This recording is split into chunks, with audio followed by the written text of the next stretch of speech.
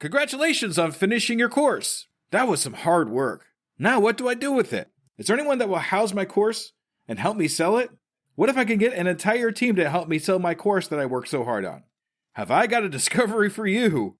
The Great Discovery not only has a place for your course, but a network of affiliates that are eager to sell your hard-earned course creation. Want to make a little more money so you can build your course or invest in yourself? Opportunities for all this and more await you at The Great Discovery, or go to tuepodcast.net/discovery for more information. Once again, that's tuepodcast.net/discovery for more information about how to join The Great Discovery now. Hello, Scoob Believer, and welcome to the Undiscovered Entrepreneur, and it's me, Scoob. Coming at you, whatever device you happen to be listening on. All right, before we get into anything here, I just want to make a quick kind of announcement, kind of important thing. The topic we're going to talk about might have a teeny tiny bit of controversy, but I think it's super important that we talk about it. It's something that's happening in society today, so I want to make sure that you kind of have that kind of trigger warning kind of thing, but at the same time, it's really super important that we talk about this. So when you get into the interview, you'll understand. Thank you so much for hanging out and listening to it because it's really important to me. Also, I go over a few kind of personal things in this story, but once again, it's kind of the same idea where I think it's really important that we get this information out there. All right, so the Scuba Believer of the week this week is Marv from Pods Like Us. Thank you, Marv, for being a Scuba Believer. You might have heard him in my last episode where he kind of introduced himself and my podcast. Marv, you're amazing. Thank you so much. I just want to kind of give you a shout out for being one of the biggest Scuba Believers I've ever come across. So thank you, Marv, for being a Scuba Believer. You're awesome. All right, so today we're talking to Veronica. Veronica is actually an indie author. She's written her own book, and she's putting her own information out there all by herself. A lot of hard work has gone into this. So I want you to kind of take a good listen to how she's gone through things and the stories that she has for herself and why she actually wrote this book. So today we are talking to Veronica. Salutations, Scuba Believers, and we are here again with another amazing, brand spanking new entrepreneur. Today we're here with Veronica. Hi, Veronica. How are you? I'm good, Jesse. How are you? I'm fantastic. Thank you so much for taking the time to see us on the Undiscovered Entrepreneur, or listen or hear us on the Undiscovered Entrepreneur. I really appreciate you. I really appreciate you for having me. Thank you. All right. You're very welcome. Okay. So I'm going to ask you right off the bat, I'm going to ask you one kind of semi-serious question. Okay. You ready? Yes, I am. Okay. Are you a Scuba Believer? Of course, I'm a Scuba Believer. All right. Thank you so much for being a Scuba Believer, Veronica. I appreciate you. All right, Veronica. So do me a favor and just tell me a little bit about who you are and what you are doing for your entrepreneur adventure and kind of how long you've actually been doing it for. Okay, so I'm an indie author. I have been an indie author since 2018, and what involves being an indie author is basically doing everything yourself with the publishing process, like finding editors, cover designers, or even designing the cover yourself, and making sure that you're going to the right people to produce it and finding the right websites to distribute it and do all of the marketing and the promoting yourself as well. All right. So you've been an indie writer since 2018. When was your last book that you wrote? I released my last book in 2024 in January. Okay. Good. That's what I was hoping to hear. All right. Yes. So we're going to kind of concentrate, and we're going to talk a lot, but we're going to concentrate mostly on that newest book when we're talking along here, okay? Absolutely. All right. Fantastic. So what actually made you start wanting to be an author? I mean, what was the catalyst that got you started? So I think the first time I ever realized I wanted to be an author was in 6th grade when I read Esperanza Rising by Pam Munoz-Ryan, because it was the first book I ever read that had a main character that was sort of like me and a person of color. And I realized that I wanted them to have more books like that. And I wanted to be able to write one of them. It's nice when we come across something that inspires us like that. You could put yourself in that character's shoes and say, hey, this is kind of what I'm going through. Why can't I have that same idea for other people too? Well, let's have more of what we got right here. Yes. All right.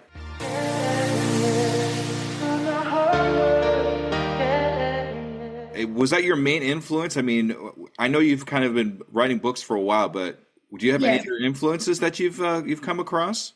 Maya Angelou is one of the other writers that I love and that really inspired me to keep writing, especially as a woman of color. Anybody else? I also love Nicholas Sparks, who he's a romance author, and his books were very enlightening and loving to read. Okay. So, I mean, a couple of things that you've said, you've ended with person of color. And I mean, how has that impacted you? I mean, I know I understand kind of what you're saying, but can you elaborate on that a little bit more? But yes, it's not a lot of people of color can get up there, especially when they're an indie author and doing it themselves, but also that not being able to see myself in a lot of things and really fighting to see myself or to relate to other people who are in this specifically this industry and seeing how many can actually make it. So, is this been kind of a rough patch for you? I mean, has it been one of the hardest pitfalls that you've come across as an indie author? I think so. I do think so, that just trying to fight for my spot and my right to basically be here and be an indie author and write my books and actually market my books and get to the right position is a little harder than I think if I was not a person of color. I understand that. I understand that. Can you give me an example, maybe? So, like, you're an indie author, you're a person of color. If you're listening, they can't exactly see you. So, if you don't mind me asking, what your background is there? Oh, I'm a Puerto Rican. I'm Puerto Rican. I was born in California, then I came in New York. But just being Puerto Rican and having to fight for that and having to be basically people to see me and see who I am also. Okay, cool. So I just want to make sure everybody understands what what we're talking about here. Yes. So, was there a time where that kind of was a blockade for you in your writing? Is there a story that kind of comes to mind? I think specifically for writing, I think is the fact that there are specific contests and things for women that I don't think, honestly, I'm not sure. It's mostly outside of writing because the fact that I've chosen to be an indie author. I Okay. think that I control that myself means that I gave myself more of an opportunity as a person of color to really get out in the world. So let's put the writing aside just for a second Okay. and just kind of concentrate on you as a person and talk about that. Does that make it a little bit easier to think about? Yes, it does. Okay, good. So let's do that. Okay, so I guess the first time ever was, I think, in a school where one person, they wouldn't even talk to me because I was a person of color. That was I think, my first experience knowing that my life might be a little different than some people around me. Was that it? And what we talked about sixth grade and you reading, is that about that same amount of time? Yes. Yeah. What's funny is I'm going to get into something a little more personal here that I've never talked about pretty much to anybody before. But since we're on the subject, let's see, when I was in fourth or fifth grade, I lived in this place called Pittsburgh, California. And it's not a great place to be. It's kind of a rough part of town, basically.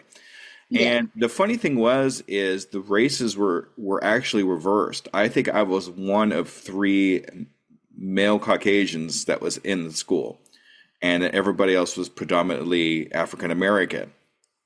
And it was very interesting to see the roles switch that way because it put me in a different place that most people don't get to experience and it's rough. It was really, really rough. I was teased. I was picked on a lot. I was involved in several fights. So it's different to experience something like that when normally the roles are different, but I got to experience being the minority in that school. And it's rough. And it gave me a different perspective that I don't normally get, or most white males don't get to experience. Yes. So I as weird as it sounds, I definitely hear where you're coming from in that. Thank you. All right.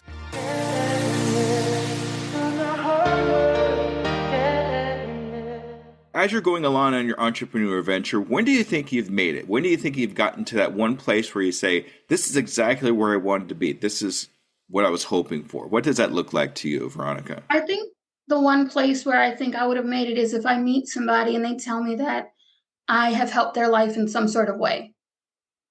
I I really believe that's when I think I've made it, is when I can help somebody and help them in their life in a very prominent way, especially through my writing. Yes, especially through the writing, because that's what you're trying to accomplish is kind of help people change people's lives through your writing. It's the same thing that we do through podcasting is we're hoping that we have that one person that listens and says, oh, that's exactly what I needed to hear. Thank you so much. The same thing for me too, because I'm hoping somebody comes up to me and says, hey, you're DJ Scoob, aren't you? Yeah. Oh, thank you so much for saying that with Veronica. It's like it's really made a big difference in what I was feeling and hoping for in my life. So that's always the biggest thing, right? Yes, it is. All right, good.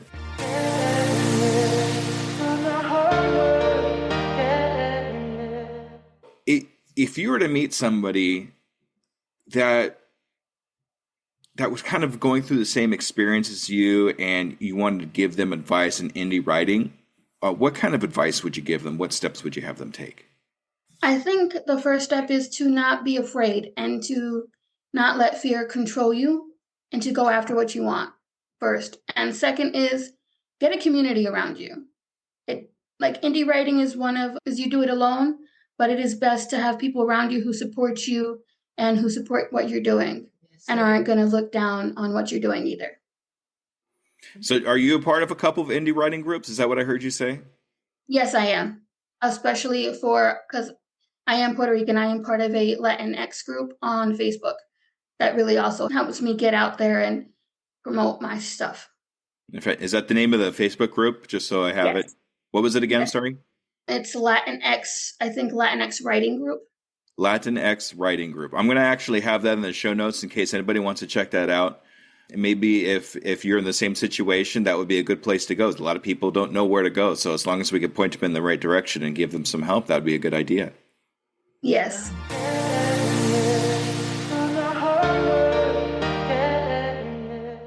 All right. So if I was looking to hire, or let's say since you're an indie writer, if I was looking to look for a book that's similar to what you're writing, but I have two more books that I'm looking at the same time, what would set you apart from these other two books? Okay, so I think that my books really focus on the lives of the main characters and how they show from beginning to end and how their life changes and how their mind changes with them and how it really affects how they're going through it right now, but how it's going to affect them in the future as well. Cool. Is that similar to what you've experienced in your life? Yes, it is. Okay.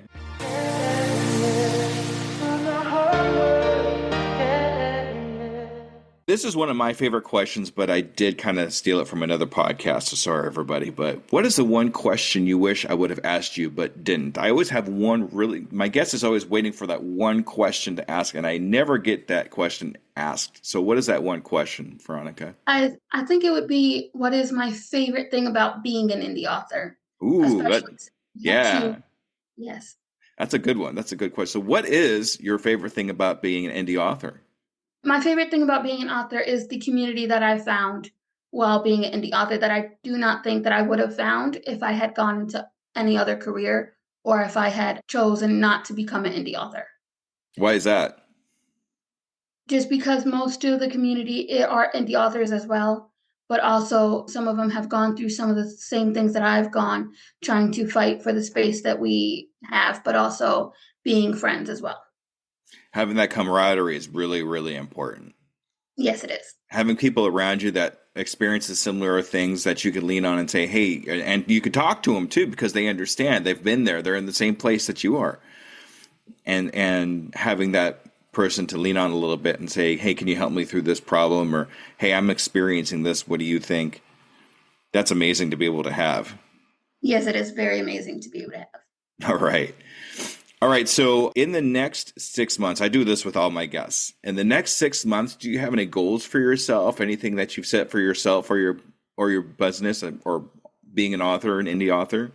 Yes, I do. In the next 6 months, I would like to publish my next book, and I want to set a release date for the fourth book that I would release, which is one of my poetry books. And I also want to enter a screenplay competition about some of the things I've been through as a woman. Nice. Poetry. What kind of poetry is it? It is, I'm honestly not sure how to describe it, just about things that I've been through in my life. And some of them are about mental illnesses and about my struggles with my anxiety and my depression. Okay. Okay. Is it a lot of rhyming or is it just like when I think poetry, I think the first thing I think about is rhyming, but I know not all poetry is the same way. Honestly, no, it's not rhyming. Okay, yeah, I like it better that way too because it's you're more easier to understand and tell a story than just rhyming a bunch of words together. Yes. All right. So what I'd like to do with you, Veronica, is in the next 6 months, I'd like to have another interview with you just like this one and see if we've accomplished those things. I'm really curious to see if you get into the screenplay. I'm like kind of excited for you on that one. Thank you very much. And I would very much like to talk to you again in 6 months. All right, fantastic. All right, Veronica, this is your time to shine. This is your time to advertise yourself. If you want to go ahead and tell us how we get a hold of you, how we get a hold of your wonderful book, and those kind of things. Okay, ready, set, go. All right. So I'm on veronicaeramirez.com, and I can be found on Instagram at Veronica E. Ramirez Creator and on TikTok at Veronica E. Ramirez. All right, that's it? Yes. All right. Thank you so much for being on the Undiscovered Entrepreneur. I really appreciate you taking the time out of your day to come onto my podcast here and talk a little bit about yourself and your wonderful book. I appreciate you too, especially this was my first podcast and you made me not as nervous as I was. Oh, good. I'm glad. All right. Thank you, everybody. Thank you, Veronica. All right, Scoop Believers, make sure you stay tuned for the wrap up. Okay, everybody. Thank you. Bye-bye. All right, Scoop Believers, that was Veronica. After we actually stopped recording, I got to talk to her a little bit. I didn't realize this was her very first podcast, so I kind of was like, okay, we want to help her out a little bit because it's her first one. That way, her next one, she's a little more successful, and the next one, she's a little more successful. We want to see some great things that come from Veronica. So look out for her book. I'll put her book in the show notes. That way you could take a look at it, possibly buy it if you'd like to. Let's help out Veronica in her entrepreneur adventure, okay? All right, a little bit more about me and what I'm doing. Coming up June 2nd, I want you to be ready for this. June 2nd will be my first installment of Conversations with Pi. Now, this is a new thing that I've put together where I have a conversation with the AI that's called Pi, and the whole conversation's all in AI, including my own voice. But we actually talk about different aspects of business. It's a really short 10-minute podcast, each one of them, and we're going to be putting those out every Sunday. So starting June 2nd, that's the first Sunday of June, we're going to hear these new podcasts that I've put together. I really hope you like them. Please subscribe so you can get access to these. They are actually quite informative. I really hope you enjoy them. Also, summertime is here. We're finally getting to the really busy time here in where I live in Branson. And things are getting a little chaotic, so we'll see how things go, but I'm really excited to actually have some money flowing in a little bit. But yeah, it's great, so I'm really excited for the summertime. Let's see what we could do with this time coming up. Also, I don't know if you noticed or not, I do have a new format that I've put together. So now we are going back and forth from new entrepreneur to experienced entrepreneur every other week. So the first week will be a new entrepreneur. The next week would be experienced entrepreneur. The week after that would be a new entrepreneur. I wanted to kind of mix it up a little bit more and have some more variety for you of different sides of the spectrum when it comes to entrepreneurship. So they're a little bit, so the new entrepreneurs will be a little more frequent now, but we can all learn from everybody that we talked about. All right, School Believers, thank you for another great episode, and I will see you next week. Goodbye. Do you find yourself faltering when speaking in public? You definitely know what you're talking about, but you just can't seem to get over the horrific fear, and imagining people in their underwear is just not working. Whether you're gearing up for a big presentation or just looking to improve your daily communications, Leslie Fiorenzo is your go-to resource for mastering self-promotion, facing your audience fearlessly, and communicating with authority. Don't miss out on your opportunity to elevate your game. Contact Leslie Fiorenzo now, or go to tuepodcast.net/speak to step into the spotlight with confidence. Your adventure in public speaking mastery starts here and now. Don't wait to get your voice heard. Book your free consultation at tuepodcast.net/speak to start your adventure in speaking excellence today.